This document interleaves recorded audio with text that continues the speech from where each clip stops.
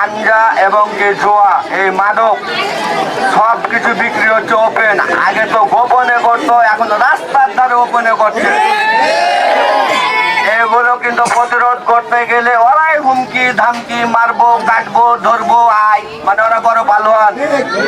চাঁপাইনবাবগঞ্জ সদর উপজেলা বারোগড়িয়া কাজীপাড়া গ্রামের মাদক ব্যবসা বন্ধের দাবিতে মানববন্ধন করেছে স্থানীয় গ্রামবাসী। একই সাথে এলাকাবাসী তাদের গ্রামকে মাদক মুক্ত ঘোষণা করেন। শুক্রবার 6 মার্চ বাদ জুমা বারোগড়িয়া কাজীপাড়া জামে মসজিদের সামনে এ মানববন্ধন অনুষ্ঠিত হয়।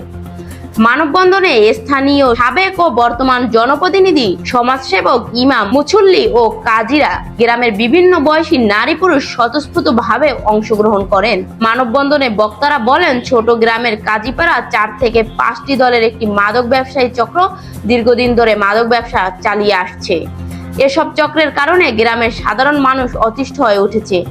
বাইরে থেকে বকাটে মাদক সেবীরা এসে প্রকাশ্যে গাঁজা, ইয়াবা ও হেরোইন সেবন করছে, যা এলাকার তরুণ ও যুব সমাজকে ধ্বংসের দিকে ঠেলে দিচ্ছে। যারা বাইরে থেকে আসবেন তাদেরকে একটু আদর করে রাখিয়েন, পুলিশকে খবর দিন, আর এখানকার যারা তাদেরকে সহযোগিতা করছে তাদের নামটাও দিন। বক্তারা আরো অভিযোগ করেন, বিষয়টি নিয়ে একাধিকবার আইন শৃঙ্খলা বাহিনীর কাছে অভিযোগ দেওয়া হলেও কার্যকর ব্যবস্থা নেওয়া হয়নি। মাঝে মাঝে অভিযান পরিচালনা করা হলেও পরবর্তীতে মাদক ব্যবসায়ীরা আবারও একই কার্যক্রম শুরু করে। এ সময় বক্তারা বলেন, ভবিষ্যৎ প্রজন্মকে মাদকের বয়াল ছোবল থেকে রক্ষা করতে হলে এখনই কঠোর সামাজিক আন্দোলন গড়ে তুলতে হবে।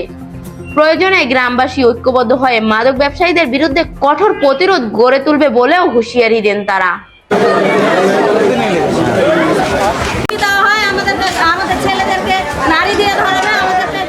ভিডিও চিত্রে ছিলেন চাঁপাইনবাবগঞ্জ থেকে মাহিদুল ইসলাম ফরহাদ, লিড নিউজ।